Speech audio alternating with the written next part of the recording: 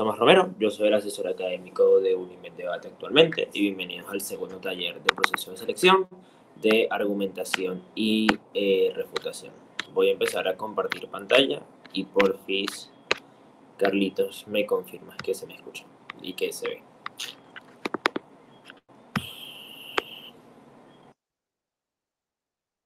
Ok, ya voy.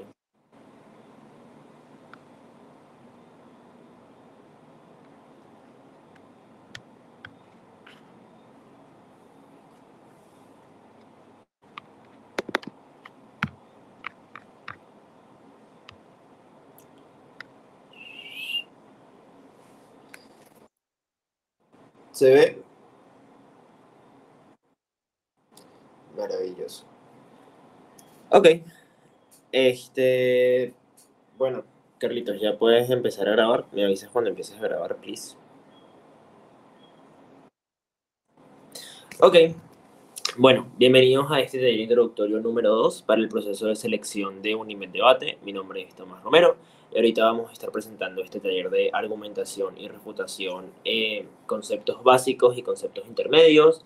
Es un taller de sesión de interacción, entonces cualquier duda que tengan, no voy a estar muy pendiente del chat.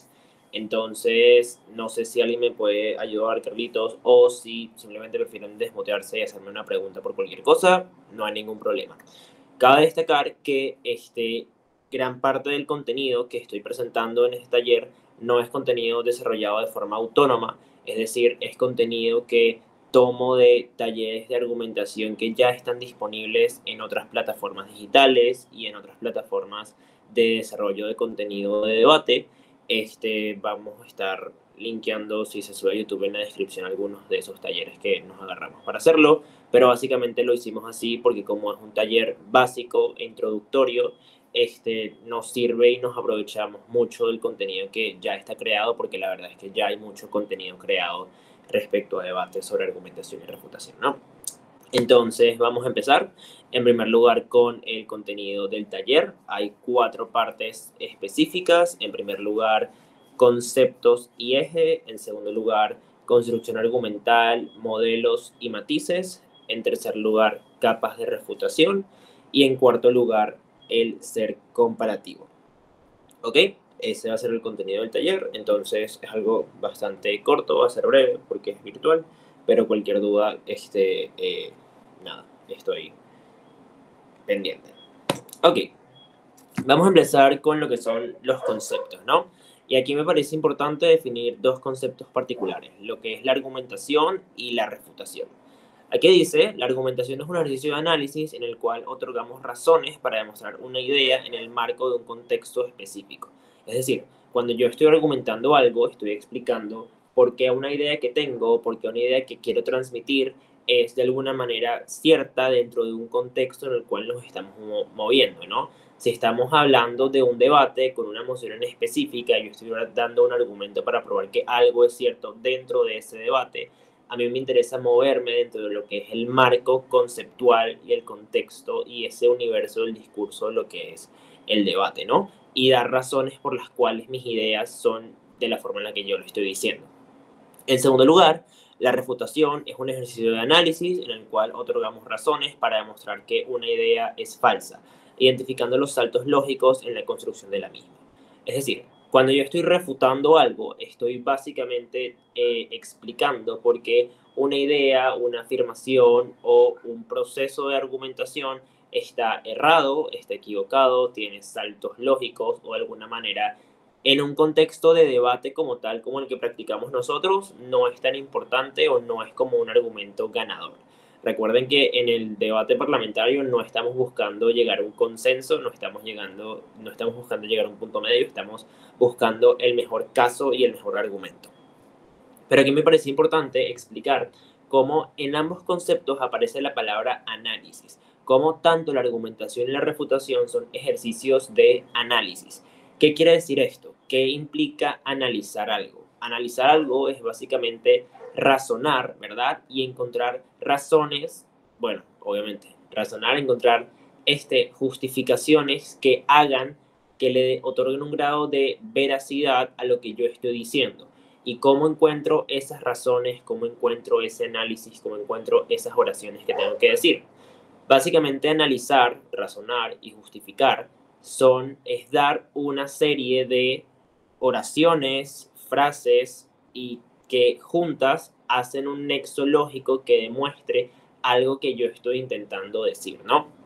Y en ese sentido, el análisis se vuelve un instrumento súper importante para construir argumentos y también para construir refutaciones. Ok, esto básicamente va a ser lo que es la parte más importante de este taller y por eso me parecía importante presentarla lo más rápido posible. La forma en la cual yo construyo argumentos y la forma en la cual puedo entender cómo construir refutaciones tiene mucho que ver con este eje, llamado el eje de probabilidad y relevancia. En el contexto de un debate en formato BP, como el que nosotros practicamos, para ganar un debate necesito demostrar por qué mis ideas son probables y relevantes en el contexto del debate. Es decir, si ustedes ven esa línea naranja que se ve en el medio, a mí me importa muchísimo que mis ideas estén lo más cercano a esa línea. ¿Por qué? Porque de alguna manera eso me asegura que yo me estoy moviendo en un contexto del debate en el cual estoy presentando ideas que son lo suficientemente sólidas y que sirven para mantenerse en el debate. ¿Cómo se ve esto? Aquí tengo un ejemplo. Básicamente es con una moción que dice: esta casa le concedería a las personas titulares de un visado de trabajo temporal el derecho de voto. Vamos a suponer que somos gobierno, ¿no? Y aquí yo les voy a explicar cómo, por ejemplo, necesito tanto de la probabilidad como de la relevancia para ganar un debate. No me sirve un argumento que parece muy relevante, pero que es poco probable que exista en la realidad. ¿Cómo se vería esto en un contexto de un debate? Por ejemplo, si ven la estrellita negra, eso es lo que voy a presentar ahorita. Yo soy gobierno y yo estoy de acuerdo con que a las personas que tienen una visa de trabajo temporal en un país, como tú vas a un país y a ti te dan tu visa de trabajo y tú estás ahí para trabajar en un periodo de tiempo en específico. Y la moción habla sobre si esas personas, mientras están trabajando ahí, deberían poder votar.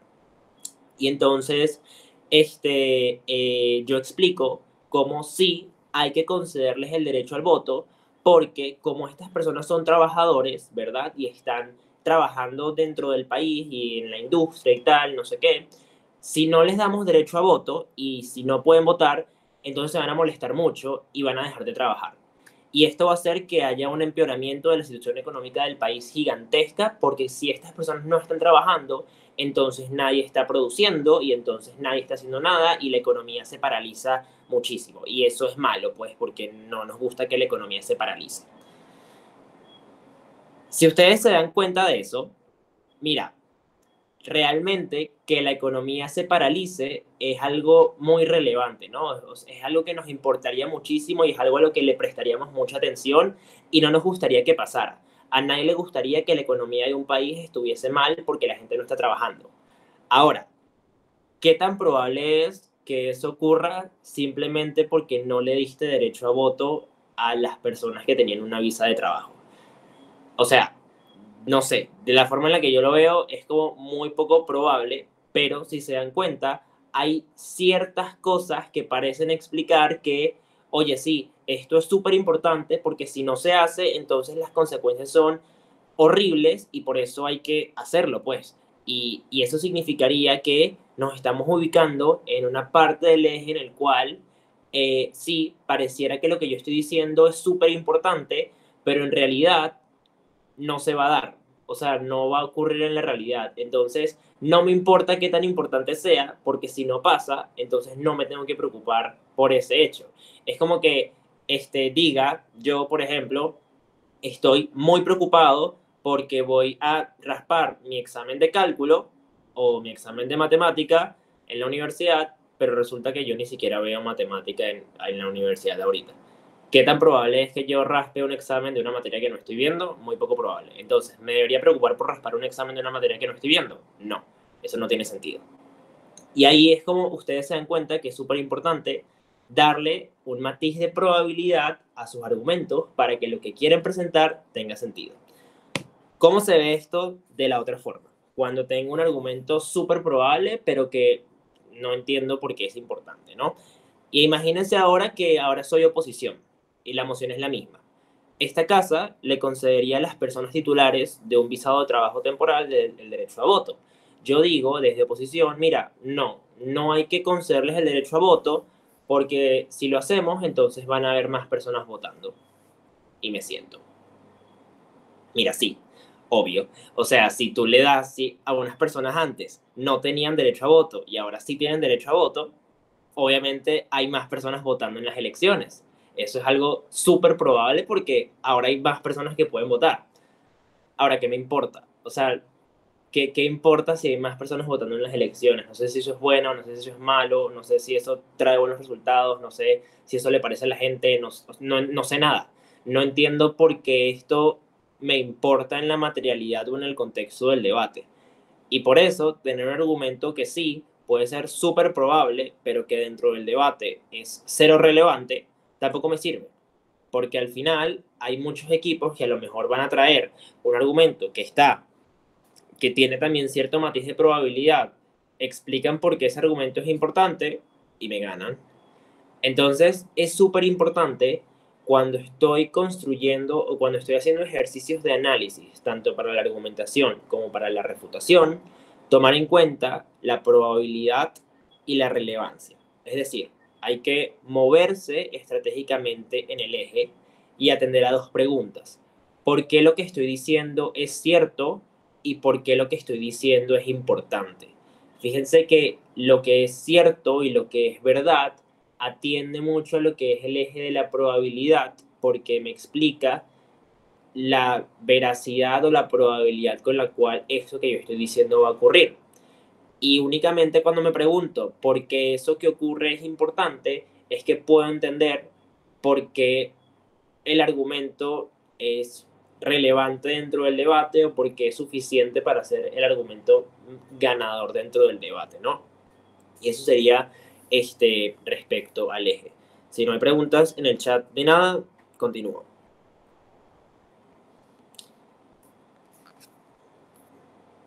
Ok. Vamos ahora con lo que son los modelos de argumentación. ¿Cómo construyo argumentos? Y cómo hago que esos argumentos se posicionen. Yo les voy a presentar ahorita dos modelos de argumentación. El primero es el más básico, se llama AREIL. AREIL porque es un acrónimo de lo que representa, ¿no? Y el AREIL básicamente me dice que un argumento se compone de 5 partes. La afirmación, el razonamiento, la evidencia o los ejemplos, el impacto y el link. 5 partes de ese argumento y 5 partes que yo me tengo que esforzar por, en primer lugar, diferenciar, pero en segundo lugar, explicar por qué las estoy cumpliendo. Entonces, vamos a explicar qué son cada una de estas partes, qué es el AREIL en la materialidad. En primer lugar, la afirmación. La afirmación son las premisas que yo quiero demostrar con mi argumento. Es decir, es aquello que yo quiero que después de darle muchas razones, después de explicar por qué es cierto, por qué es relevante, qué es lo que ocurre y meterle un montón de justificación en el ejercicio de argumentación, es eso que yo estoy buscando demostrar. Y normalmente la afirmación es precisamente eso, es una afirmación. Normalmente es una frase corta porque es una premisa que es fácil de intuir y como tal la premisa no está probada. Por ejemplo, si mi premisa es, no sé, voy a pasar mi examen, que yo diga que voy a pasar mi examen no prueba por qué yo voy a pasar mi examen. Yo lo voy a demostrar, no sé, porque voy a estudiar mucho, porque X o Y razones, justificaciones, pero la premisa es aquello que quiero demostrar, aquello que quiero que al final de mi ejercicio de argumentación haya sido demostrado. ¿Y cómo lo demuestro? La segunda parte son los razonamientos. Los razonamientos es una justificación de tu premisa a través de mecanismos, responder los porqués. Y probablemente en las primeras prácticas del proceso de selección o ya con sus mentores, ustedes ya habrán escuchado esta palabra de mecanismos. tienes que mecanizar más, tienes que explicarme más cosas. ¿Qué es un mecanismo? Un mecanismo es una forma en la cual tú explicas una parte de tu argumento o una parte de tu premisa. ¿Por qué le decimos mecanismo? Porque básicamente la definición de mecanismo es que es algo que funciona para que el sistema o para que lo que yo estoy buscando ocurra y trabajen en conjunto. Los mecanismos me ayudan a probar la afirmación porque sin los mecanismos mi afirmación no queda probada. Más adelante vamos a ver cómo desarrollar mecanismos, pero básicamente quiero que se queden con esto ahorita. Traer mecanismos es algo que básicamente se hace preguntándome a mí mismo el porqué de lo que yo estoy diciendo. ¿Por qué lo que yo estoy diciendo es así? ¿Cuál es el proceso que está de por medio? ¿Y por qué normalmente ocurre de esta forma? Es básicamente preguntarse por qué esto, y cuando me respondo esa pregunta, me vuelvo a responder el porqué de lo que me respondí, y me vuelvo a preguntar el porqué, y me vuelvo a preguntar el porqué, hasta que mi argumento quede lo más blindado posible de un montón de razonamientos. Si me preguntan a mí, esta es una de las partes más importantes del argumento, porque es básicamente lo que le otorga el movimiento en el eje de probabilidad, porque es lo que me explica cómo el argumento se materializa y cómo el argumento es cierto. En tercer lugar, tengo la evidencia o el ejemplo. Si ustedes recuerdan el taller de formato, saben que en nuestro formato de debate no tenemos permitido buscar información durante el prep time o durante el debate, que sea en internet o preguntarle a otra persona que no sea mi pareja, etc. Y como muchas veces, y como nunca sabemos de lo que vamos a debatir, a veces es difícil tener como que evidencia a mano de lo que yo estoy diciendo, ¿no? Pero quiero que vean esto como una forma en la cual tú ilustras lo que tú estás diciendo. Y por eso es un slash, puede ser una evidencia o un ejemplo. Situación de la vida cotidiana o específica que comprueba o ayuda a visualizar tu argumentación. Es importante tomar en cuenta que el ejemplo no es un reemplazo de los mecanismos. Es decir, si yo estoy explicando que, no sé, eh, algo sobre, eh, algo sobre un país y explico cómo, por ejemplo, los países en vías de desarrollo tienden a tener, no sé, políticas cortoplacistas a corto plazo porque no tienen capacidad de planificación. Y doy el ejemplo de Venezuela y digo, bueno, es que en Venezuela ocurrió esto y por eso es verdad. El hecho de que haya ocurrido en Venezuela no implica necesariamente que tú estás argumentando o probando tu premisa respecto a que en los países de Sudamérica ocurre tal cosa. Y por eso es importante diferenciar lo que es el mecanismo del ejemplo. El ejemplo lo que me permite es decirle al juez, mira cómo lo que yo te estoy diciendo sí puede llegar a ocurrir en la materialidad y mira cómo esto ocurre. Pero la forma en la cual eso ocurre en la materialidad y la forma en la cual eso se hizo, te lo explico con mis razonamientos. Y la evidencia es, si tú sí sabes de algo en específico, conocimiento en específico, etcétera, respecto al tema que se está debatiendo, sí puedes hablar de ese tipo de cosas, pero siempre explicándome por qué eso es relevante. Si ustedes recuerdan, saben que los jueces en un debate BP no tienen tampoco o no usan tampoco su conocimiento específico. Si, es decir, si por ejemplo yo que estudio economía, estamos debatiendo una moción económica y yo tengo el conocimiento específico y sé cómo funciona esa moción y todo lo que implica esta moción, yo no puedo utilizar ese conocimiento al momento de juzgar y tampoco lo tengo porque soy un votante promedio informado. ¿Qué quiere decir esto? Que si tú sí tienes el conocimiento específico y lo quieres utilizar para debate, está bien, pero me tienes que explicar por qué ese conocimiento específico aplica y qué significa eso, y yo no voy a entender conceptos complejos ni nada por el estilo simplemente porque tú los menciones. Todo tiene que estar explicado. Pero súper importante este tema de que los ejemplos no reemplazan a los mecanismos. En cuarto lugar, tengo lo que es el impacto. El impacto es explicar la consecuencia de que tu argumento sea cierto. Es decir, si yo ya tenía mi afirmación, que voy a demostrar X cosa y la probé con mis razonamientos y en algunas partes te ilustré cómo eso ocurría con algunos ejemplos. Ya te demostré que esto es cierto. Ahora, si esto es cierto, ¿qué ocurre entonces? ¿Cuál es el impacto? O sea, ¿qué pasa cuando esto que yo estoy diciendo ocurre en la materialidad?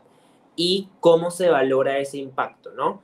Es como, es la parte como más fuerte del eje de relevancia del cual el que les presenté anteriormente, porque es explicar cómo tu argumento interactúa en el contexto del debate y cómo de alguna manera puede llegar a ser más o menos relevante dependiendo del impacto que tenga. Si, por ejemplo, en cámaras altas o bajas, no sé, tenemos exactamente el mismo argumento.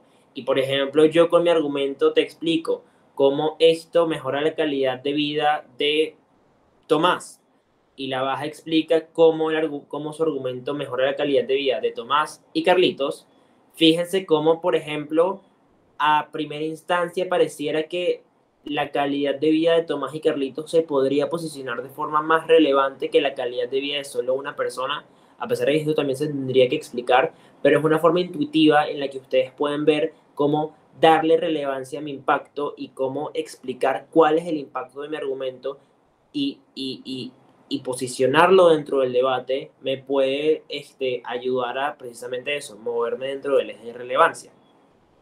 Y por último, tenemos la parte del link, que creo que esta es una parte en a la cual muchas personas normalmente se les olvida hacer, sobre todo personas novatas, que es relacionar el ejercicio de tu argumentación con tu afirmación. Es decir, volver al principio y explicar, si yo al principio quería probarte esta afirmación, ¿por qué después de haberte dado todo lo que te di, los razonamientos, el impacto, etcétera, por qué eso que te di es suficiente para probar esa afirmación? Y cómo el hecho de que esa afirmación sea cierta y que produce estos impactos, cómo eso afecta al debate. Eso en el contexto del debate, en el contexto de lo que haya pasado, en el contexto de la moción. Fíjense que construir un argumento en este modelo tiene muchas partes y por eso es súper importante que ustedes traten de ser lo más explícitos posible respecto a cuál parte están dando de su argumento. Si estoy dando mi afirmación, aprovecho en mi discurso para decirle al juez, mira, mi afirmación es esta y tengo tres razonamientos. Y mi primer razonamiento es este y mi segundo razonamiento es este y aquí tienes mi impacto y esto se relaciona con la afirmación y lo cumple por esto. Esa estrategia de tú darle al juez como que el seguidillo o el outline de lo que tú estás diciendo antes de decirlo se llama flagging o abanderamiento. Y es una estrategia súper útil porque pónganse ustedes en la posición de un juez. Si para ustedes es difícil, por ejemplo, hablar por 7 minutos y 15 segundos, para un juez tomar nota de un discurso de 7 minutos y 15 segundos y luego entender qué fue lo que dijo la persona, si realmente lo que dijo estuvo bien probado, etcétera, es mucho más fácil cuando tú le haces el trabajo más fácil al juez. ¿Por qué?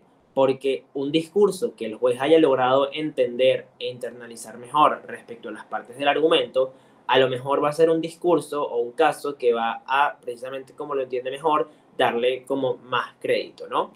Entonces, por eso es súper importante ser súper claros y súper explícitos respecto a la forma en la cual están argumentando y la forma en la que presentan sus argumentos. Aquí les tengo un ejemplo bastante sencillo, ¿no? Con una moción. Que dice, InfoSlide. Erasure es un procedimiento que te hace olvidar por completo a una persona. Cada interacción y recuerdo que hayas tenido de esa persona, etc. El procedimiento es irreversible. Moción. Esta casa prefiere un mundo en el que exista Erasure.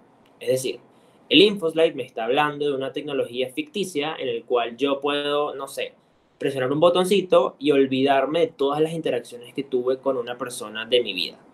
Y la moción, el debate es sobre si esa tecnología sería mejor que existiese o que no existiese.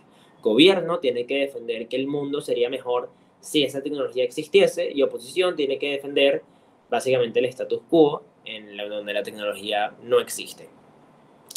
¿Cómo se debería el arreglo en ese caso, no? y voy a hacer el de gobierno. La verdad, este ejemplo está bastante básico y es algo que se podría explicar muchísimo más y meterle más matices, pero para entender la estructura del array no sirve, ¿no? Y entonces yo inicio y explico, mira, mi afirmación es que en un mundo donde existe esta tecnología de erasure, hay una disminución del dolor prolongado, ¿no? Y eso te lo voy a explicar con los siguientes mecanismos, ¿no? En primer lugar, cómo esto es cierto, porque las personas pueden acceder a erasure como una forma de lidiar con sus recuerdos dolorosos, los traumas, etcétera, porque directamente es una forma de olvidarse de ellos y simplemente seguir con su vida. Y cómo esto es necesario, porque a veces los recuerdos tienen tanto o más poder como el momento en el que sufriste el daño. Es decir, el recuerdo de haber sufrido algo con alguien o que alguien te hizo daño, a veces duele incluso más que ese momento en el cual te causaron el daño. ¿Por qué? Porque eres tú dándole vueltas en la cabeza, imaginando otros escenarios, imaginando lo que le pudiste decir, imaginando cosas que pudiste hacer, completando esa información, y básicamente es un ir y venir respecto a un mismo suceso, y cómo la constante recreación de esos momentos produce sensaciones desagradables porque yo estoy constantemente pensando en esa situación dolorosa que pasó. Y por eso es que ese recuerdo tiene mucho poder sobre la forma en la que yo me siento, porque me afecta directamente porque siempre estoy pensando en eso. Y además, las personas tienen una tendencia a quedarse más con los recuerdos negativos porque son los que los afectaron más. Como por ejemplo, el dolor paraliza el desarrollo del individuo y es un desincentivo a intentar unas cosas nuevas. Por ejemplo, cuando termino con mi pareja y mi ruptura fue muy dolorosa, entonces yo a lo mejor no quiero salir con nadie más porque tengo miedo y tengo esa percepción de que puedo volver a sufrir, de que me pueden volver a hacer daño, y entonces me inhibo a mí mismo de hacer ese tipo de cosas. Y por eso es que tener ese dolor prolongadamente en el tiempo disminuye la capacidad que tú tienes de desarrollarte, de hacer cosas nuevas, etcétera, etcétera. Ejemplo, situaciones traumáticas. Por ejemplo, personas que salieron de un ambiente de fuerte trauma familiar. Yo, por ejemplo, que tuve una infancia difícil y por fin ya me logré independizar, por fin ya no tengo que estar en ese círculo tóxico que, por ejemplo, era mi ambiente o mi núcleo familiar, yo podría acceder a esta tecnología de erasure para que eso no me siga afectando y no siga afectando mis próximas relaciones o mi capacidad de hacer nuevas cosas, porque simplemente me puedo olvidar y ya. ¿Qué impacto tiene esto? ¿Qué consecuencia tiene el hecho de que yo disminuí la prolongación de ese dolor porque me olvidé de ese dolor? Si es cierto que los recuerdos negativos traen un dolor prolongado, ¿verdad? Como lo expliqué en el tercer mecanismo, eliminar aquellos recuerdos asociados con una persona reduce el dolor por completo, ¿no? Este es el impacto, ¿no? Fíjense que es un poco, para este modelo de argumentación es un poco parecido a lo que es la afirmación, porque mi afirmación era, voy a explicar cómo esto disminuye el prolongamiento del dolor, y mi impacto es, bueno, te he probado cómo esto disminuye el prolongamiento del dolor, porque es una forma de lidiar con los recuerdos, es una forma de lidiar con eso cuando te olvidas, cómo esto es necesario porque el poder que tienen el dolor de prolongarse en el tiempo, porque tiene mucho poder sobre ti, y cómo es negativo porque esto te desincentiva a desarrollarte o de hacer nuevas cosas, y por eso es necesario que tú tengas la posibilidad de hacer esto. Y cómo esto se relaciona o cómo esto interactúa en el debate, que este sería mi link. Mira, nos importa reducir el dolor porque las personas que se plantean usar o no usar erasure probablemente están en un momento de vulnerabilidad importante, y acabar con esos pensamientos para ellos es súper urgente, ¿no? A este argumento yo siento que le faltan muchas cosas, y cuando estaba escribiendo el ejemplo estaba como que poniéndole muchas cosas y complicándolo y metiéndole cosas que lo pueden hacer muchísimo, muchísimo mejor, pero creo que de esta forma se entiende básicamente cómo tú puedes estar construyendo tu array, ¿no? Cómo tienes tu afirmación, qué es lo que quieres probar, tus razonamientos, tu ejemplo, tu impacto, tu link de cómo se relaciona. Fíjense que muchas veces el link es explicar por cómo ese impacto interactúa dentro del debate. cómo mi impacto de haber reducido el prolongamiento del dolor nos importa por la vulnerabilidad de las personas que se plantean usar Eversure o no, y cómo es importante acabar con esos pensamientos que los hacen vulnerables por X o Y razones que se pueden seguir argumentando, porque el tema de la argumentación es que siempre, siempre, siempre puedes hacer un paso más allá e ir más allá respecto al ejercicio argumentativo, ¿no? La parte que a mí me parece más importante, bueno, no más importante, sino a la que las personas novatas les suele costar más, es generar razonamientos y mecanizar, que es la segunda parte del AREID. Y aquí yo tengo tres consideraciones importantes, ¿no? En primer lugar, siempre tener presente las preguntas de por qué es cierto, por qué me importa, ¿no? En la primera parte, como dice, intentar traer tres razonamientos por premisa o idea, es algo que ustedes se pueden proponer a ustedes mismos, ¿no? Si quiero probar esta idea dentro del debate, que esto ocurre, voy a tratar de traer tres mecanismos para explicar esa idea, ¿no? Voy a tratar de traer, tres razonamientos para probar esa premisa que quiero probar, ¿no? Cómo directamente cuando ustedes se plantean esto, se obligan a ustedes mismos a explorar, por ejemplo, no solo su creatividad, sino explorar y preguntarse la forma en la que ocurren las cosas, que sería el segundo punto. Siempre ir más allá, por ejemplo, preguntarse por qué X actor tiene X conducta. Por ejemplo, en el ejemplo anterior yo les hablaba de que las personas tienden a acordarse más de lo negativo que de lo positivo. Ajá, ¿por qué las personas tienden a acordarse más de lo negativo de lo positivo? Bueno, porque los recuerdos negativos los afectan más. Ajá, ¿y por qué los afectan más? Bueno, porque el dolor es un sentimiento que eso te paraliza y que hace que, por ejemplo, sea más duradero, porque a veces no tienes forma de resolverlo o de lidiar con eso. ¿Por qué a veces no tienes forma de lidiar con eso? Bueno, por esto, esto y esto y esto. Y eso es lo que a ustedes les va a dar la posibilidad de ir desarrollando más y más mecanismos que hagan que el caso quede lo más blindado posible. Ustedes tienen que buscar que su caso quede lo más mecanizado posible. Y por último, reafirmarles, recordarles, los ejemplos no son razonamientos. Que tú me expliques que en Venezuela o en Argentina o que Elon Musk hizo esto, no me explica en la generalidad por qué en la mayoría de los casos va a ocurrir esto o por qué en los casos que nos importan en el debate va a ocurrir eso. Y esto tiene que ver con este siguiente slide, que es diferenciar lo que es la plausibilidad y la probabilidad de los argumentos, ¿no? Miren, algo plausible es algo que puede ocurrir. Algo probable es identificar cuántas veces ocurre. Es decir, que algo sea plausible significa que, mira, sí, esto se podría dar. Ahora, la probabilidad es, por ejemplo, en cuántos casos ocurre de cada 10 casos esto ocurre, ¿no?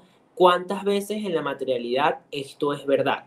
A ustedes les interesa que sus argumentos, los casos que ustedes presentan, sean lo más probables posibles, ¿no? Porque, por ejemplo, probar que las personas podrían tender a recordar lo negativo, mira, sí, es probable, digo, es plausible que alguien tienda a recordar lo negativo más que lo positivo.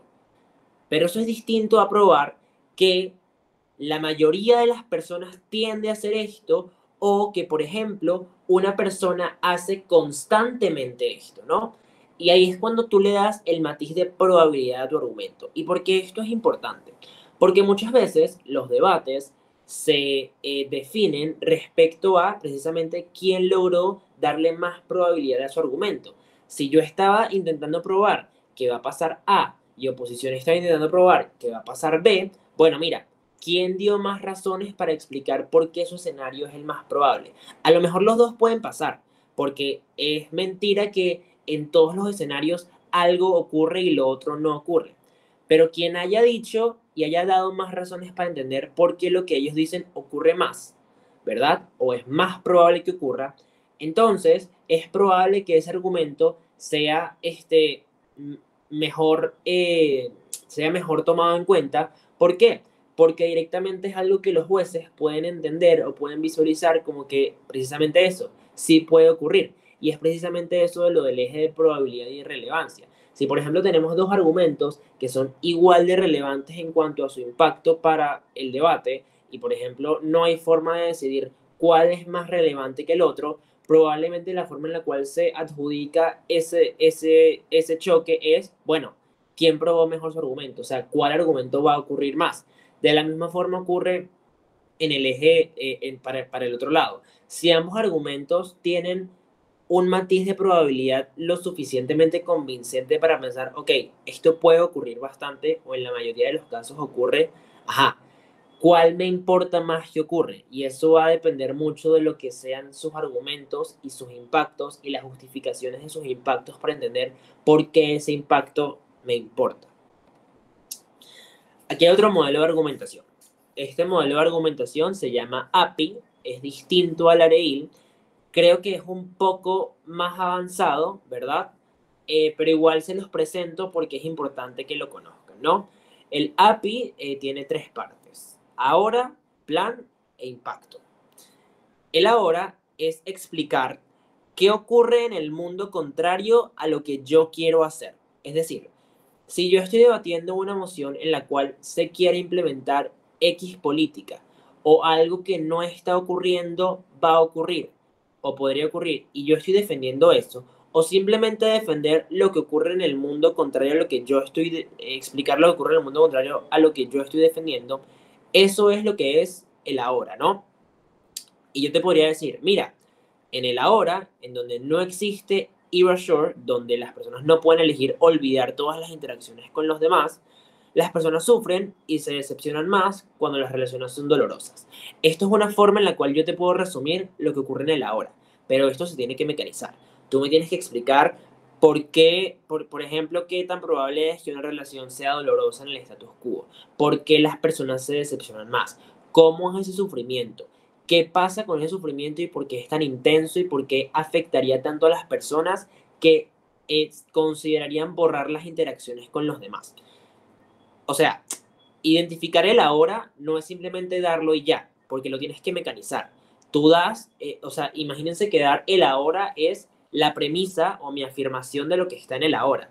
Pero ahora yo tengo que explicar por qué eso es así. Porque si viene oposición y me dice, eso es mentira, ahí las personas no sufren y las relaciones no son dolorosas y la gente no se decepciona, ah, bueno, mira, no, o sea, no hay forma, ¿no? Por eso es importante que ver que el ahora es la forma en la cual yo tengo de lanzar mi premisa respecto a lo que está ocurriendo actualmente, pero después la tengo que mecanizar. La segunda parte es el plan. El plan es comparar eso que ocurre en el ahora con mi mundo. ¿Qué ocurre en mi mundo? ¿Qué problema se resuelve y cómo? Mira, en mi mundo, donde existe Erasure, las personas pueden elegir olvidar este tipo de relaciones. Y estoy resolviendo el problema de, por ejemplo, la prolongación del dolor en el tiempo.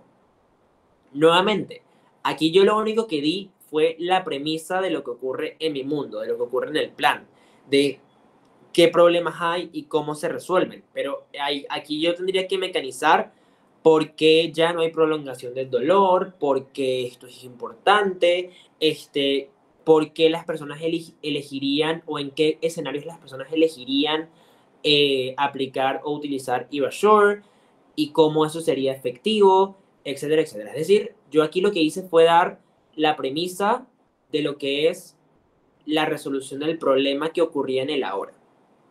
Y por último, el impacto es explicar por qué era importante resolver ese problema. Si yo expliqué que se resolvía el problema de que ya el dolor no se prolonga, ajá, ¿por qué era importante resolver ese problema de la prolongación del dolor? Bueno, mira, porque el dolor es un sentimiento que te paraliza y que te inhibe de hacer cosas nuevas y de desarrollarte como individuo, y es importante que te desarrolles como individuo por esto y esto, por el alcance de tus objetivos, porque la afectación que las personas sufren cuando sienten dolor es sumamente fuerte por X y Y razones. Explicar nuevamente lo que hice fue dar la premisa de por qué era importante resolver este problema, pero ahora la tengo que volver a mecanizar. ¿Por qué digo que el API es más complicado que el AREIL? Porque fíjense que en el API tengo que construir varios AREILs a partir de las premisas de cada una de las partes del API, ¿verdad? Pero creo que este es un modelo de argumentación súper útil porque literalmente es una forma de compararte con el otro lado. Muchas veces lo que ocurre en los debates de las personas novatas es que sale gobierno y habla de manzanas y sale oposición y habla de elefantes y el juez queda como, ajá, bueno, manzanas y elefantes, maravilloso. Y ninguno se respondió, ninguno dijo nada, no hubo una falta de involucramiento con los otros casos. Cuando ustedes aplican este modelo de argumentación, tú literalmente le estás diciendo al juez, en su mundo ocurre esto, en mi mundo ocurre esto, yo estoy mejor por esto y esto y esto, pero requiere un trabajo de mecanización más fuerte y requiere que no cometas los errores de quedarte sin mecanización, de reemplazar ejemplos por razonamientos, etc. Pero si lo logran utilizar y si lo logran aplicar, de verdad es algo súper útil. Ok, vamos con la parte de capas de refutación, ¿no? Cómo refuto una idea, cómo refuto un argumento, cómo tumbo la idea de los demás. Y aquí ustedes lo que tienen que pensar es, ay, me faltó el 5, ponerlo ahí. Bueno, pensar que existen muchas formas en las cuales tú puedes refutar un argumento. No existe una forma única y de hecho no deberían estar utilizando una forma única. Las refutaciones en debate las presentamos en capas para asegurarnos de que un argumento queda totalmente refutado y que no me gana. Entonces, yo les voy a presentar 5 capas de refutación. Negar, minimizar, comparar, girar y errores de argumentación. Falacias, contradicciones, saltos lógicos, etc. Ok, aquí estoy utilizando la misma moción de erasure, de lo de las... olvidarte de las personas, etcétera, etcétera. ¿Qué es negar? La capa de refutación de negar sería básicamente explicar cómo lo que ellos están diciendo, lo que está diciendo el gobierno, no ocurre. Es decir, eso en realidad no pasa. Y la forma en la cual ellos lo están explicando no pasa. ¿Cómo se vería esto? Esto se vería de tal forma en la que yo explico cómo el dolor no desaparece, sino que se prolonga aún más. Como por ejemplo, bueno, la verdad es que para esta emoción es difícil construir la parte de negar, pero piénsenlo de esta forma. Explicar cómo eso que ellos están diciendo en realidad no ocurre y que ocurre en realidad, o que simplemente no ocurre o que ocurre lo contrario, ¿no? Como por ejemplo, podrías decir, el Yo dolor no creo, es... ¿Sí? yo creo que más bien se podría decir que se plantea la hipótesis de que si un experto de tecnología en un mundo donde no hay tecnología me plantea la idea de borrar a una persona de mi mente y que eso va a borrar mis traumas, yo podría decir que simplemente eso no garantiza que los traumas desaparezcan, sino que el sujeto de trauma desaparezca, lo que hace que el problema sea aún peor. Ok, sí, eso está bien. Es explicar cómo el dolor no desaparece, ¿no? Como por ejemplo, eso, pues, o sea, simplemente estás eliminando, no sé, eso, a la persona que te causó eso, pero bueno, en realidad no tanto porque estás olvidando las interacciones también. Bueno, X. Pero básicamente negar es básicamente esto, ¿no? Explicar cómo lo que ellos dijeron no ocurre en la materialidad. La segunda capa de refutación es minimizar, es reducir al mínimo lo que ellos están diciendo. Y esto es moverme, fíjense que las primeras dos me estoy moviendo en los ejes de probabilidad y de relevancia. Cuando estoy negando, estoy diciendo que lo que ellos dijeron no es probable que ocurra. Y cuando estoy minimizando, estoy diciendo como lo que ellos están diciendo que ocurre, no me importa que ocurra. No me interesa eliminar la prolongación del dolor. Mira, ¿por qué no me interesa eliminar la prolongación del dolor? Porque, por ejemplo, a través del dolor, eso es un mecanismo de aprendizaje que tienen las personas de cómo probablemente esto los ayude a volverse más inteligentes a nivel emocional, a elegir mejor sus relaciones, a tener más cuidado y estar más pendiente cuando acceden a relaciones interpersonales con otras personas y de alguna manera esto hace que la prolongación del dolor sea algo que en realidad no me importa dentro de este debate porque es algo que no es deseable. La tercera capa de refutación es comparar, es explicar qué ocurre en mi mundo y que eso es mejor por X o Y razones. Y eso sería, por ejemplo, una parte de que depende de la argumentación que se haya presentado en mi cámara. Algo, por ejemplo, que,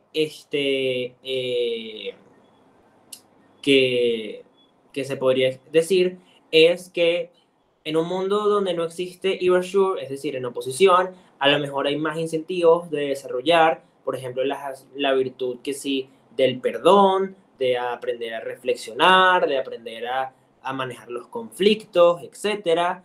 Y como, bueno, a lo mejor en tu mundo disminuyes el dolor, pero en mi mundo aprendes a lidiar con el dolor y es mejor aprender a lidiar con el mejor, aprender a lidiar con el dolor por X y Y razones. Tengo que explicar por qué eso es mejor en la comparativa. La parte de girar, la capa de girar, es básicamente agarrarte del argumento que tu contraparte dijo y explicar cómo eso en realidad es negativo para su lado.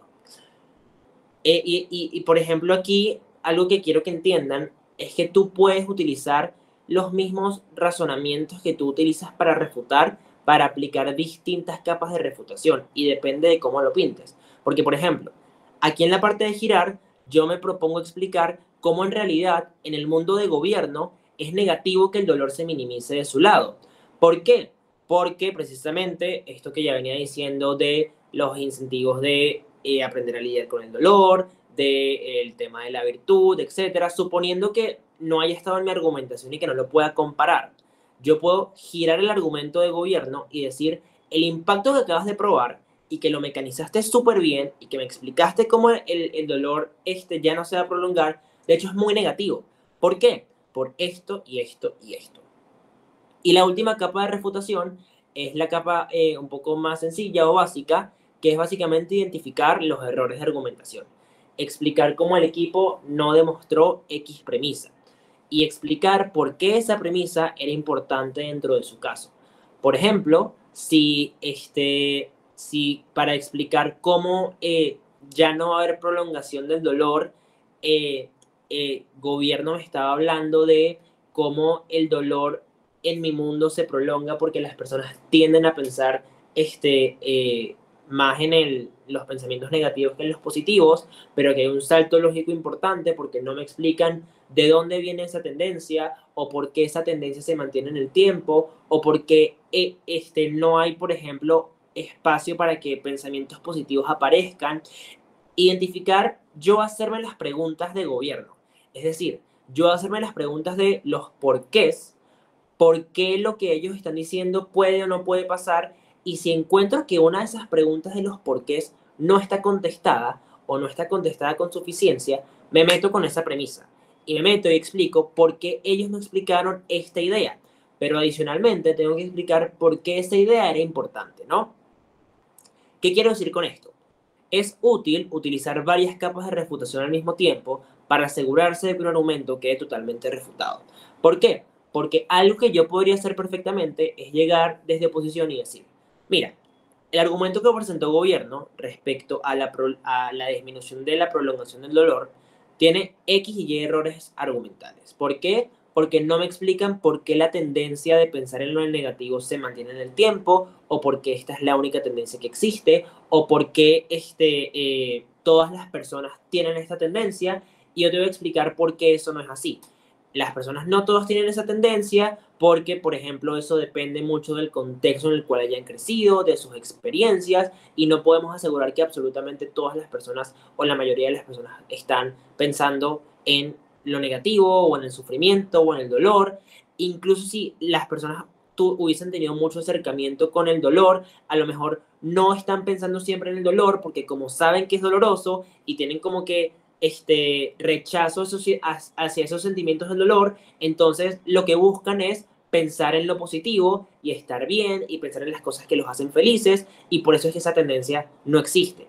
Pero incluso si existiese, ¿verdad? E incluso si el dolor si ya no hubiese la prolongación del dolor en el tiempo, ahora estoy minimizando, en realidad no me interesa eliminar la prolongación del dolor. ¿Por qué? Porque el dolor es un instrumento de aprendizaje en el cual las personas se vuelven más inteligentes a nivel emocional y pueden desarrollar X y Y capacidades para lidiar con los conflictos. Y como tú en tu vida te enfrentas a muchísimos conflictos, entonces es importante que tú aprendas a lidiar con ellos, porque no siempre vas a poder recurrir a erasure para simplemente borrar todo ese tipo de cosas y en algún momento te vas a tener que chocar. Pero fíjate cómo además en mi mundo ocurre X cosa, ahora me estoy comparando, en mi mundo hay un incentivo para desarrollar la virtud del perdón y es importante que las personas desarrollen la virtud del perdón por esto y esto y esto, y la forma en la que la desarrollan es de esta y esta forma, como te lo explicó mi primer orador, y por lo tanto, en un mundo en el cual en el que las personas están aprendiendo a perdonar, es mucho mejor en el que el mundo en el cual están evitando el dolor a toda costa. Estoy utilizando tres capas de refutación. Estoy explicando primero por qué lo que tú intentaste probar en realidad no está probado, cómo incluso si estuviese lo suficientemente probado, en realidad no me importa, pero es que además lo mío es mejor. Lo que yo traje es mejor. Estoy utilizando, por ejemplo, tres capas de refutación. Y eso hace que los equipos, si me quieren responder o me quieren refutar, tengan que meterse con mis tres capas de refutación, ¿verdad? Porque si a lo mejor viene otra persona después y explica cómo el argumento en realidad sí está probado y no tiene errores argumentales, ok, perfecto, no tiene errores argumentales, pero sigue siendo irrelevante porque ya lo minimicé y lo mío sigue siendo mejor porque me comparé con lo que yo había traído. Entonces, igual te tienes que meter con eso. Y si tú logras hacer que las personas tengan que pasar mucho tiempo metiéndose con esas ideas que tú trajiste al debate, básicamente les estás quitando tiempo de su discurso para que sigan argumentando, porque tienen que lidiar primero contigo, porque si no lidian contigo, no van a ganar. Y es una forma muy estratégica de argumentar y meterte con las capas de refutación con los argumentos de los equipos. Existen más capas de refutación. Estas son las 5 capas más básicas que ayudan a las personas a entenderse mejor. Hay capas que a ustedes se les van a facilitar muchísimo más desarrollar, hay capas que les van a costar mucho más hacer, pero como les digo, es súper recomendable que utilicen las capas de refutación para tumbar los argumentos de las personas. Y por último, la parte del taller que quería que tuviesen en cuenta es la parte de ser comparativo, ¿no? ¿Qué significa esto de ser comparativo? ¿Qué pasó? Ajá, adelante. A ver, quería preguntar que eso es una refutación que hacerte debe tomar como, calculo, un minuto o dos. Eso no es darle mucha relevancia al argumento de la cámara contraria. Claro, pero fíjate que, por ejemplo, lo que normalmente ocurre en un debate es que como tú estás en parejas, ¿verdad? El rol del primer orador es que el primer orador trae la carga argumentativa y trae el modelo de argumentación, por ejemplo, los areíl, el lápiz, si van a traer varios argumentos, los presenta, etcétera, etcétera, mientras que el segundo discurso se encarga precisamente de hacer este trabajo refutativo. ¿Por qué? Porque salgo yo en alta de gobierno en el primer discurso y luego sale el primer discurso de alta de oposición y alta de oposición también presentó carga y también presentó argumentos. Entonces yo, desde el segundo discurso de alta de gobierno, que ahora me toca a mí, otra vez viceprimer ministro, lo que tengo que hacer es buscar demostrar cómo el argumento que dio la otra persona no sirve, es peor, lo minimizo, lo hago menos relevante, etc. Dedicarle tiempo al argumento de otra persona refutándolo no es perder tiempo como tal. Porque fíjate cómo, por ejemplo, incluso las cámaras bajas, el segundo orador de cámara baja, los látigos, no pueden traer carga nueva. No pueden argumentar ellos. Es decir, presentar un argumento nuevo desde el látigo no se puede hacer. Entonces el látigo lo que normalmente hace es eso, refutar bastante y que el caso que ellos hayan presentado quede como el mejor. Porque, y a esto me refería con lo de ser comparativo. Debate y la forma en la que nosotros debatimos es una comparación de mundos. ¿Qué quiere decir esto? Que yo estoy comparando el mundo en el cual existe erasure con el mundo en el cual no existe erasure. Yo estoy comparando el mundo en el cual las personas con visa de trabajo pueden votar con el mundo en el cual las personas con visa de trabajo no pueden votar. Y yo tengo que reconocer cuáles son las ventajas y desventajas de cada uno de esos mundos para ganar en el debate. Y ser comparativo es precisamente reconocer esas ventajas y desventajas.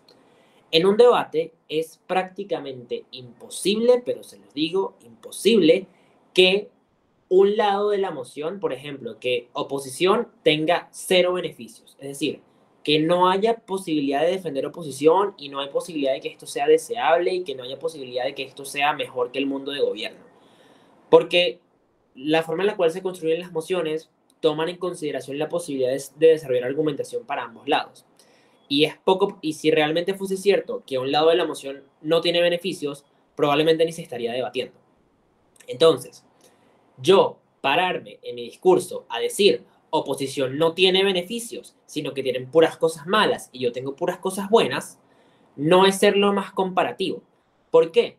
Porque tú lo que deberías estar buscando es reconocer que en el mundo de oposición podrían existir X o Y beneficios, pero los beneficios que tú tienes son mejores y por eso tú prefieres tu mundo que el de ellos. Es reconocer que, por ejemplo, tú tienes X o Y perjuicios y a lo mejor tienes X o Y desventajas, pero incluso con esas desventajas sigues prefiriendo tu mundo que el de ellos por X o Y razones. Y hacer ese análisis de los beneficios y los perjuicios que tú tienes y cómo aún así eso se sobrepone a los beneficios y los perjuicios que tiene el otro lado, es algo sumamente comparativo, porque estás precisamente reconociendo lo que son las cargas del debate. Y en ese sentido, hace que tu caso, cuando tú construyes tu argumentación, de tal forma que tomas en cuenta el ser comparativo, hace que tu caso se interactúe muchísimo mejor en el debate porque no es como tal un caso aislado.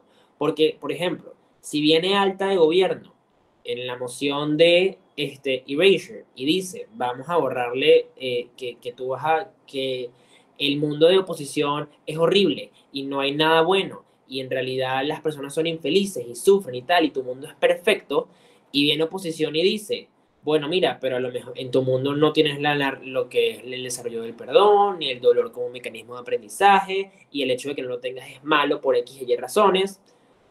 El hecho de que ya te hayan demostrado con mejores mecanismos y con un análisis más poderoso, que de hecho tú sí tienes ciertos prejuicios con los que no lidiaste porque no reconociste esos prejuicios, hace que tú hayas sido menos comparativo. Algo mucho más comparativo es decir, desde tu primer discurso, mira, a lo mejor en nuestro mundo no vamos a desarrollar el perdón ni vamos a utilizar el dolor como mecanismo de aprendizaje, pero es que no me importa esto por X y Y razones y por eso sigo prefiriendo mi mundo. Y en ese sentido, cuando oposición se para a decir que tú no tienes el perdón y no tienes el dolor como mecanismo de aprendizaje, pues no importa, porque tú ya lidiaste con eso y ya explicaste cómo en realidad no te importa ceder en ese aspecto.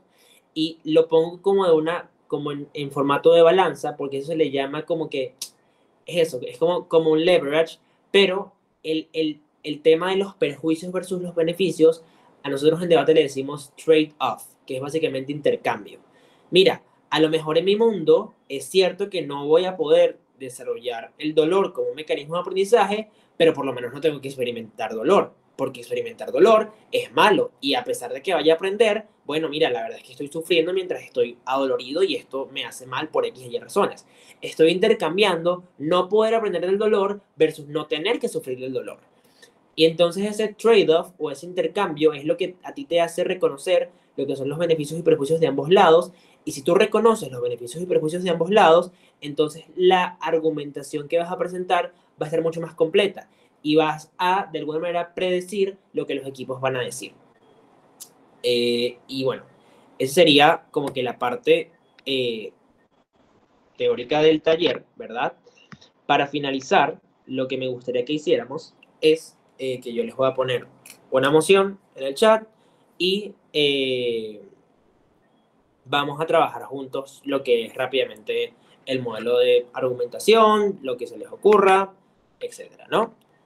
Entonces, déjenme que la voy a copiar en el chat y ya con eso terminaríamos el taller. ¿Hay alguna pregunta antes de poner la moción respecto a los modelos de argumentación, las capas de refutación, etcétera?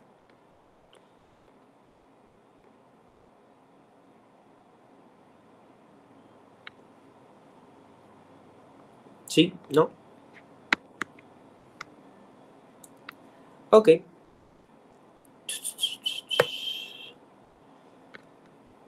voy a poner en el chat la moción.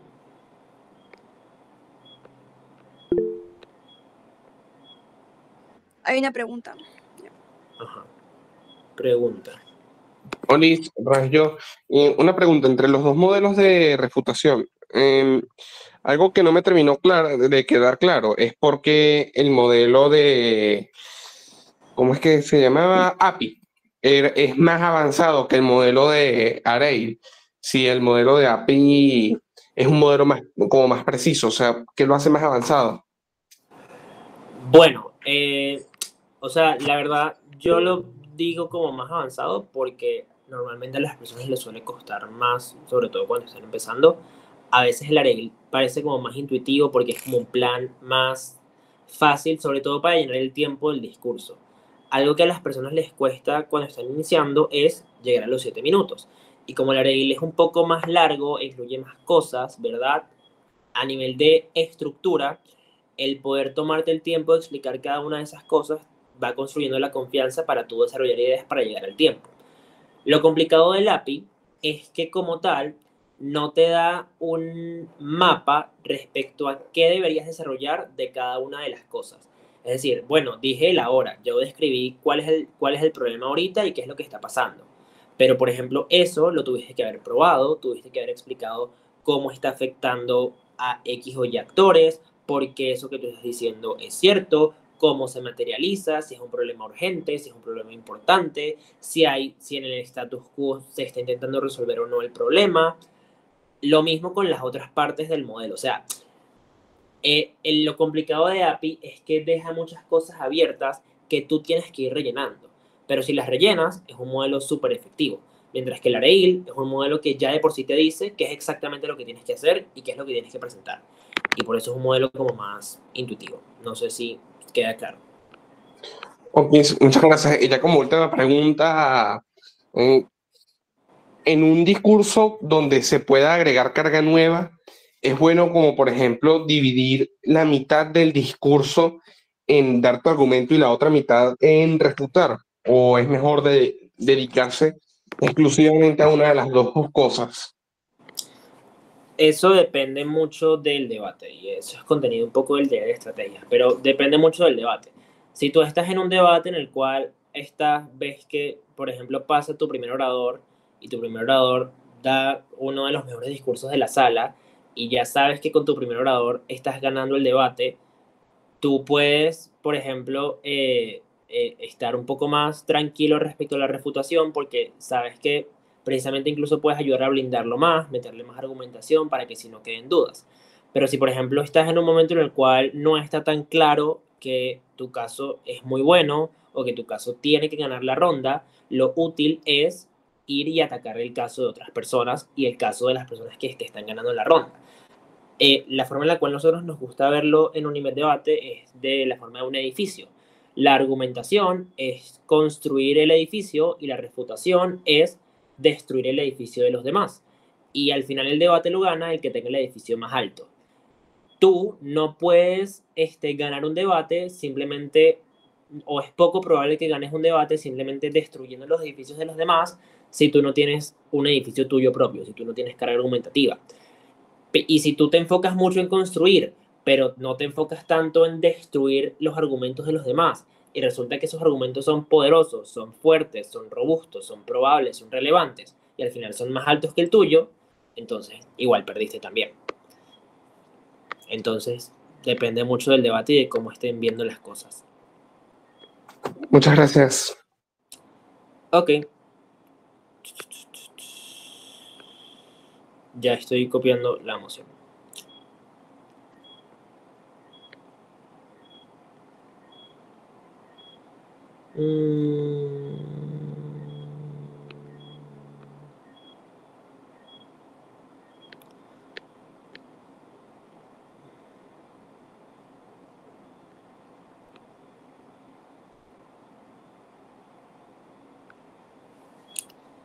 Ok.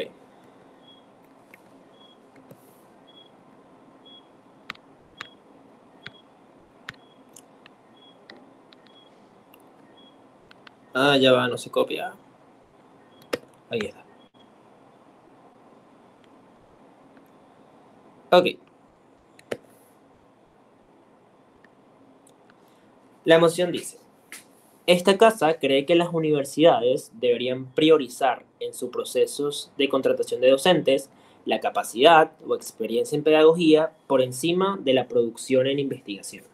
Es decir, yo como universidad, somos gobierno, prefiero dentro de mi plantilla de profesores contratar gente que tenga capacidad en pedagogía y en difundir el conocimiento y en dar clases. Prefiero gente que esté experimentada en esto a gente que, por ejemplo, sea muy reconocida dentro del campo de investigación y que haya contribuido mucho a esa área en la cual está trabajando, etcétera, etcétera. Somos gobierno. ¿A alguien se le ocurre una parte del argumento, etcétera, ideas de casos?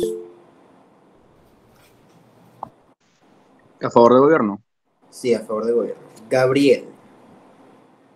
Bueno, yo veo que cuando hablan de contratación de docentes son esas personas capacitadas porque tienen algún tipo de docencia en cuanto a cómo explicar un tema. Tú podrás ser muy bueno en un tema específico, por ejemplo, un economista, podrá explicar, podrá saber cómo aplicar eso en el día a día, pero hacerle transmitir esa información a gente que no tiene los mismos conocimientos o que está aprendiendo es lo complicado, pues. Entonces, por eso yo veo que la contratación de docentes con la capacidad de enseñar a personas que están comenzando nueva en algún tipo de tema es mucho más, o sea, la información llega llega de mejor manera que contratando a estas personas que tienen una gran experiencia en su investigación, pues. Ok. Está bien. Vamos a poner ideas y ahorita las organizamos. Pedro. A ver, yo creo que actualmente la mayoría de universidades se están decantando por últimamente en el extranjero, cosa que no ocurre en Venezuela ni en Latinoamérica, en otros continentes, sobre todo en Europa, la mayoría de las universidades están comenzando a preferir profesores con mayores capacidades pedagógicas que en Latinoamérica, donde se sigue prefiriendo profesores experimentados. Eso lo que trae son profesores que son lejanos con los alumnos, ya que no tienen las herramientas y aparte te trae profesores que no entienden la mente de un alumno, que simplemente te tiran un parcial para que vomites la información que ellos te dicen y no tienen la capacidad para desarrollar habilidades blandas o pensamiento crítico. Por eso me parece importante comenzar con la contratación de profesores con más experiencia en pedagogía, en principio, porque si bien estos profesores no tienen el mismo conocimiento que te puede tener el economista más reconocido de una nación, pienso que en el mundo de hoy todo se consigue. Y con que sean economistas con ciertos conocimientos básicos de lo que tienen que dar y que no haya nada que no puedan desarrollar con una simple búsqueda o con una preparación un poco avanzada para la clase, pienso ellos pueden dar esa clase ya que van a ayudarte a desarrollar pensamiento crítico, habilidades blandas, van a estar más abiertos a escuchar opiniones que no sean las tuyas y Ok. van a tener la mayor capacidad. Me estoy tratando de acoplar a lápiz, sorry. Y en No, el sí. impacto, Está bien, está y en bien. el tema del impacto, creo que es importante resolver el problema. Aquí me puedo ver, a ver, creo que es importante resolver ese problema porque si no se desarrollan las habilidades blandas competitivamente, los países y las universidades que escojan profesores con experiencia no van a tener las mismas herramientas sus egresados que las universidades que escojan profesores con mayores habilidades pedagógicas. Y ya paro, sorry por la cadena. No, tranquilo, está súper bien. Pero sí, era básicamente entender cómo es importante que yo, cuando veo una emoción, se me van a ocurrir ideas y yo voy a empezar a disparar ideas así, lluvia de ideas, y eso es súper bueno. Eso es algo que tiene que ir en el prep time y es algo que van a ver la semana que viene. Pero es importante que ustedes entiendan cómo organizar esas ideas de acuerdo a estructuras o modelos de argumentación que les sirvan. Algo que tanto Gabriel como Pedro estaban explicando era respecto a la capacidad que tiene el profesor para para, para eh, desarrollar o difundir la información, ¿no? Y ahí, por ejemplo, yo puedo entender cómo, si lo quiero hacer por la parte del área y explicar cómo, mira, un profesor en pedagogía es mejor que un profesor, que alguien experimentado en el campo para transmitir el conocimiento. ¿Por qué? Precisamente por lo que ustedes están diciendo, porque se formó para esto, por ayuda al desarrollo del pensamiento crítico, porque un profesor experimentado en el campo no necesariamente entiende cómo las personas aprenden sus procesos de aprendizaje, no entiende que los procesos de aprendizaje son distintos entre cada alumno y no es capaz de acoplarse o modificar sus procesos de enseñanza por esto. Razonamientos. Mi impacto es entender cómo precisamente el hecho de que un profesor en pedagogía sea mejor, significa que los estudiantes pueden recibir mejor la información. ¿Y por qué me importa que reciban bien la información? Bueno, mira, porque las universidades son instituciones en las cuales la gente va a formarse, va a aprender, va a educarse, y no me sirve para nada que, por ejemplo, llegue un profesor a explicarme cómo ya publicó su 5.º libro en economía cuando yo no estoy entendiendo nada de lo que está diciendo en su libro. Prefiero, por ejemplo, el profesor que a lo mejor sí, vamos a leer el libro del que publicó su 5.º libro de economía, pero por lo menos lo voy a entender. Y ese entendimiento es importante para el desarrollo de los profesionales. Y como los profesionales me voy por esa línea, ¿no? Ambos modelos de argumentación son válidos. El tema es que cuando yo voy desarrollando las ideas, tengo que ir acoplando esas ideas a un modelo que me sirva para que al momento de transmitirlas, el juez me entienda. Y es precisamente lo que les venía diciendo del abanderamiento.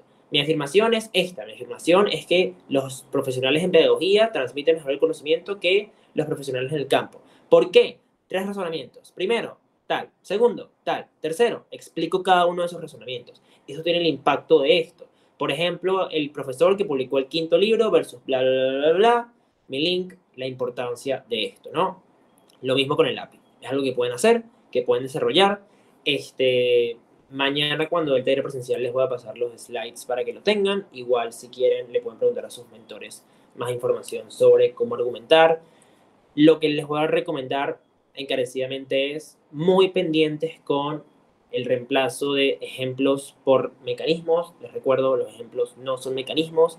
Y lo segundo es mecanizar no es ser redundante. Mecanizar no es decir las oraciones más largas, de repetir las palabras, repetir las ideas, decir lo mismo con otras palabras. Mecanizar es preguntarme por qué lo que yo estoy diciendo tiene sentido, cuál es el proceso, el mecanismo que ocurre entre A y B, porque yo estoy tratando de probar ese tipo de premisas. Lo mismo con las refutaciones. Cuando estoy refutando a otro equipo, me involucro con ese equipo. Trato de pensar exactamente qué fue lo que ellos quisieron probar y explico de acuerdo a mis capas de refutación, etc. Algo muy importante a la hora de refutar es no tergiversar los casos de los demás. Si el gobierno quiso probar que el pedagogo es mejor a la hora de transmitir el conocimiento que la persona experimentada en el campo, yo cuando lo refuto no puedo decir, bueno, este gobierno dijo que, no sé, que los estudiantes se duermen con el profesor que en el campo de educación, y eso es mentira porque yo no me duermo. Refutar no es tergiversar ni agarrar el caso que más me conviene de la contraparte, es precisamente meterme con el argumento y tener un principio de entendimiento respecto a lo que esas personas querían decir. E incluso si, por ejemplo, el caso de la contraparte no se entendió, si realmente esa persona se paró y dijo 3 palabras, 4, 5 palabras que nadie entendió, el juez también está confundido. Algo súper estratégico es yo decirle al juez, mira, creo que oposición quiso decir esto, e incluso hacerles un labor como que de reconstrucción respecto a lo que quisieron decir, porque a lo mejor así el juez entiende por qué la refutación que yo voy a hacer a continuación tiene sentido. Porque si el juez no entendió cuál fue el caso de la contraparte, yo vengo y lo refuto, capaz no entiende la refutación tampoco. Pero si yo entiendo y le explico al juez, mira, ellos intentaron decir esto, pero no lo lograron por esta razón, y además te lo voy a refutar y te lo voy a comparar, mira, no hay dudas de que yo estoy ganando, de que yo le estoy ganando ese caso. Entonces es básicamente buscar las mayores oportunidades para estar por encima de las demás personas, recordando que los debates son debates de mundos. Eso sería todo el taller. Muchas gracias, Tomás. De nada, cualquier duda.